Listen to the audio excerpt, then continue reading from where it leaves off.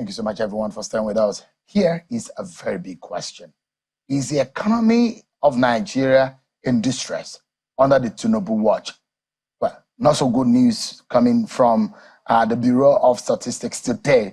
Nigeria's inflation rate has risen to 26.72% in the month of September 2023 amid soaring food prices and harsh economic realities occasioned by the removal of fuel subsidy in May this year, when the president announced that subsidy is gone.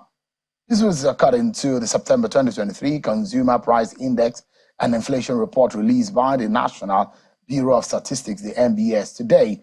The CPI, which measures the changes in the prices of goods and services, rose from 25.80% in August 2023 with an increase of 0.92 percentage points. In September 2023, the headline inflation rate increased to 26.72% relative to the August 2023 headline inflation rate, which was 25.80%. The report was as released by the NBS.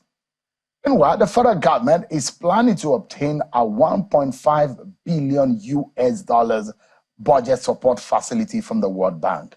The Minister of Finance and Coordinating Minister of the Economy, Mr. Wale Adun, was reported to have said this at the Nigerian delegation briefing on the sideline of the International Monetary Fund IMF World Bank meeting in Marrakesh in Morocco. And this is what Mr. Wale Adun said when precisely what he said. Quote, on the talks with the World Bank on $1.5 billion US budget support, that is correct. The World Bank is the #1 multilateral development bank helping developing countries on funding developing countries, projects and programs and sectors. He went further to say it has free money through International Development Association. It is for the poorer countries, and right now I think we qualify as one of the countries that can borrow in the national in the normal window of World Bank funding, but also some concessionary IDA funding, and that means that effectively the interest rate will be zero. Before we get into our conversation with Senator Dino Melaye, let's check in on the issues of this economy and look at how much of a trouble this country is under the watch of President Bola Tinubu. Because if we look at some of the things that have happened since May 29 that the president has gotten into power, let's dissect some of these issues for you, everyone. I'm being joined tonight by a lawyer, a political economist, a former deputy governor of the CBN, the president of the Institute for Governance and Economic Transformation, a public policy think tank, and a former deputy governor of the Central Bank, Professor Kingsley Moghalu, who joins us virtually. Thank you so much, Prof, for joining us tonight. And let's begin. No beating around the bush. Give us in summary. Do you think that the Nigerian economy is in distress at the moment? The unambiguous answer is yes, of course. Yeah, the economy is very deeply distressed. Nigeria is practically bankrupt. There's no question in my mind about that. Poverty has increased, to very, very unconscionable degrees. Unemployment is about 40%. The Naira is in distress. So yes, the economy is in very, very bad shape. No question about it. I mean, so development experts will say that there is nothing wrong with borrowing. But with the kind of burden that Nigeria has, recently, a few months ago, just a few weeks after the president was sworn into office, the Debt Management Office had warned that we can no longer afford to borrow recklessly and go into more borrowings. We need to be careful, warning federal government and state governments about borrowing and about the delicate state of the economy. Now, this is what you said on your on your Twitter account today. And you said there is a real problem when Nigeria is set to borrow another $1.5 billion US from World Bank for budget support, and SUVs worth 160 million naira each are reported to be bought for 360 members of the House of Representatives. We are not yet serious as a country. Is that an indictment on the government of the day about the seriousness to rejuvenate and wake up the sleeping economy of Africa's giant? Yes, it is. It is an indictment on the political class, more specifically. not just the government, because, you know, in the government you have the executive, then you have the legislature. Now, these jeeps that are going to be bought by or for the members of the House of Representatives are going to cost, you know, hundreds of millions of billions of naira. Now, when somebody, and you're borrowing 1.5 billion from the World Bank, the person who is lending you the 1.5 billion at the World Bank knows that at the same time as they're lending you this money, your politicians in the National Assembly are taking care of themselves with exorbitantly priced, you know, products. Now, what do you think that person at the World Bank will do?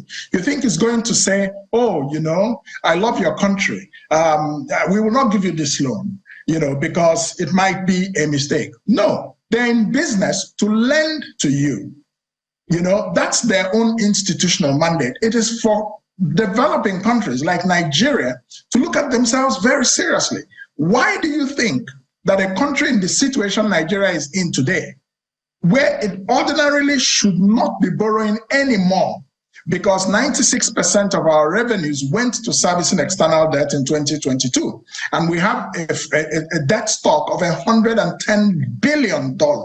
Nigeria is debt distressed already.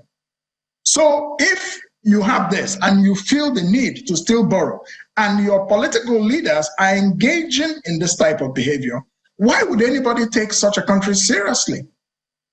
There's not even a consideration to say, okay, if they must have jeeps, we are going to buy locally produced goods, jeeps that would cost maybe 50 billion each instead of 50 million each instead of 160 million each or 130. That would even show some indication, some sensitivity to the suffering of the Nigerian masses. But no, you don't have that.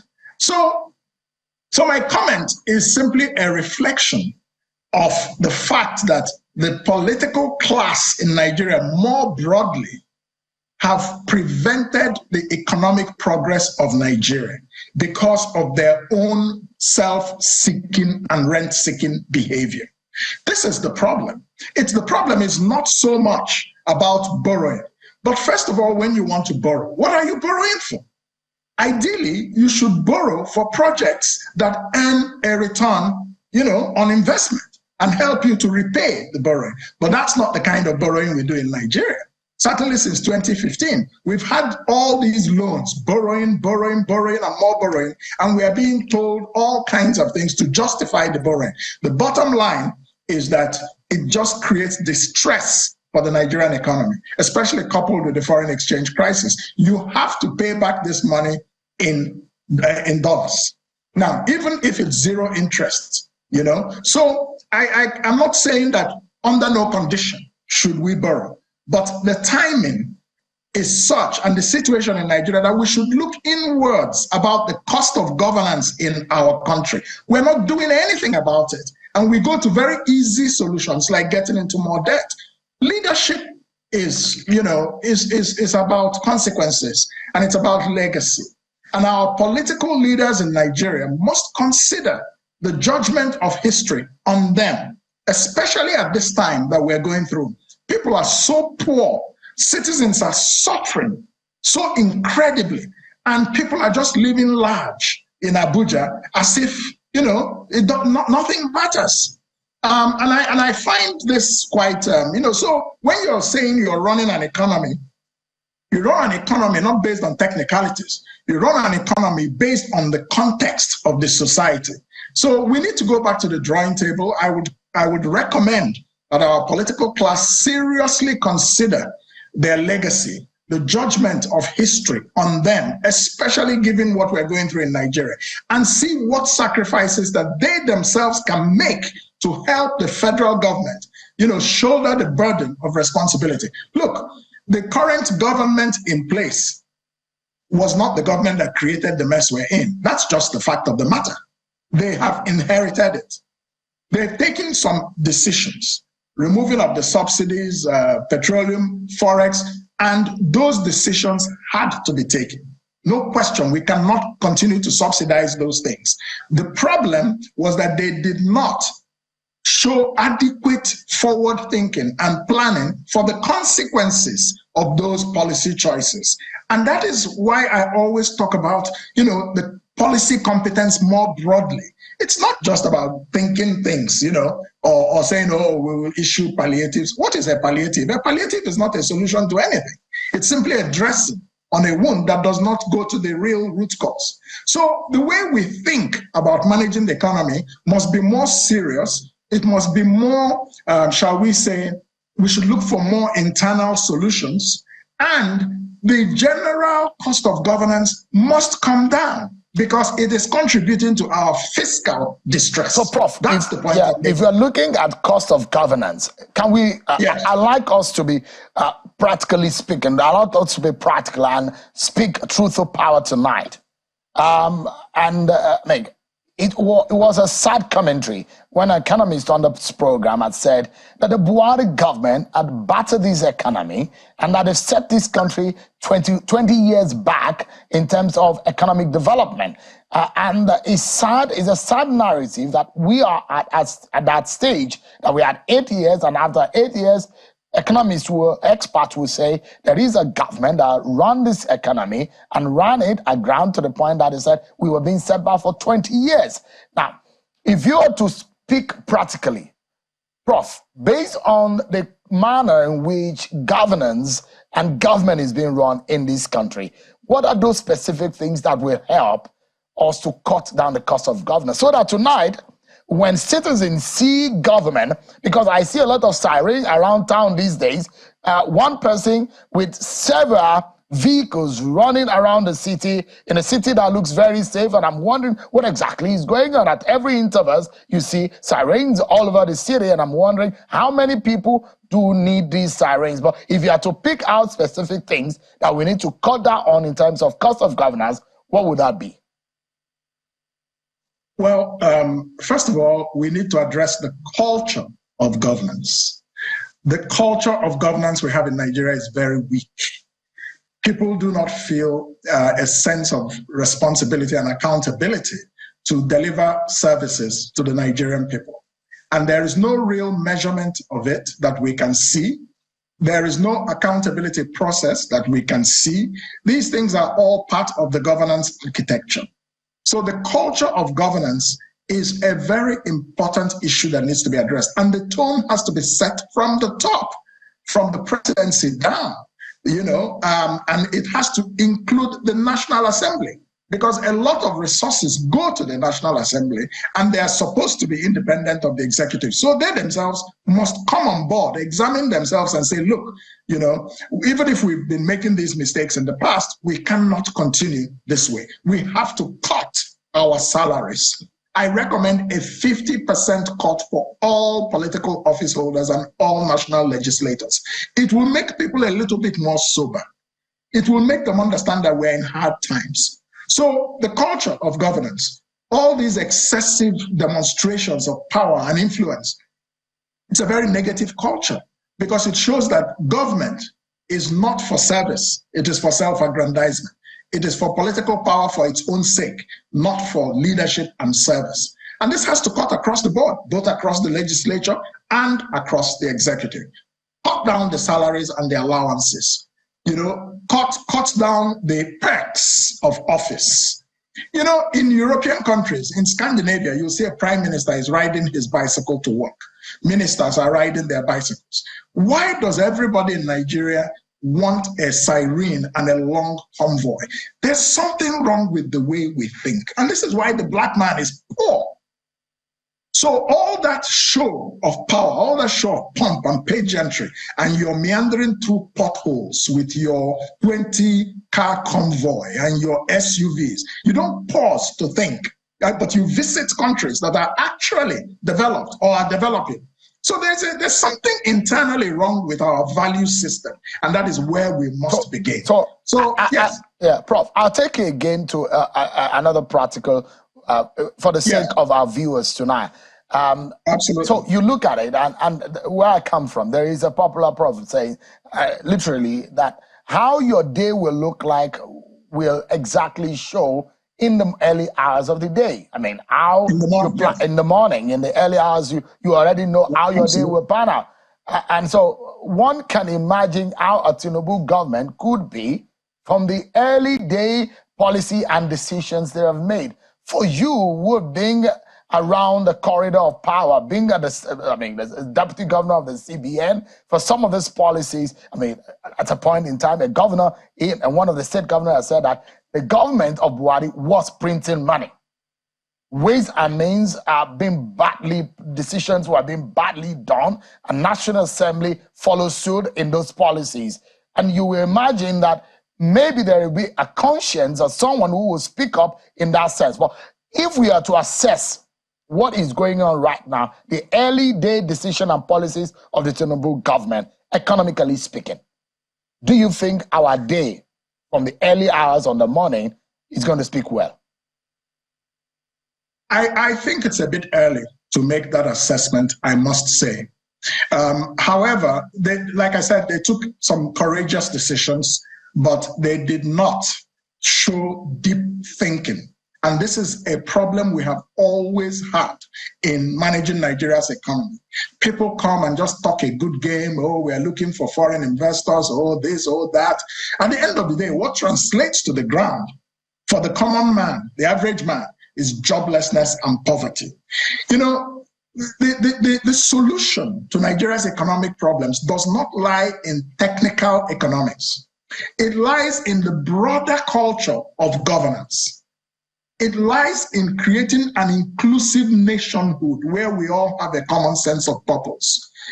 If this is not done, you can talk until the cows come home. You can have the best of intentions, but many people do not feel included. And the economic policy making may not have the depth. It takes a lot of work to turn an economy such as Nigeria's around.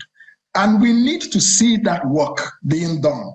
You know, we need to see a certain level of depth, a certain level of substance. We have to address issues of the political economy. We have to address issues of nationhood. We have to address issues of our political culture, of waste and corruption. When you want to fight corruption, you have to put in place measures that create transparency and prevent corruption. Let everybody see the money trail. How are the budgets made? Where are the line items? Where are they going? And how are they executed? What is the project management? What is the return on investment? These are the things. That's how you fight corruption. It's not just about arresting people you don't like or people who have, quote unquote, winched you in the past.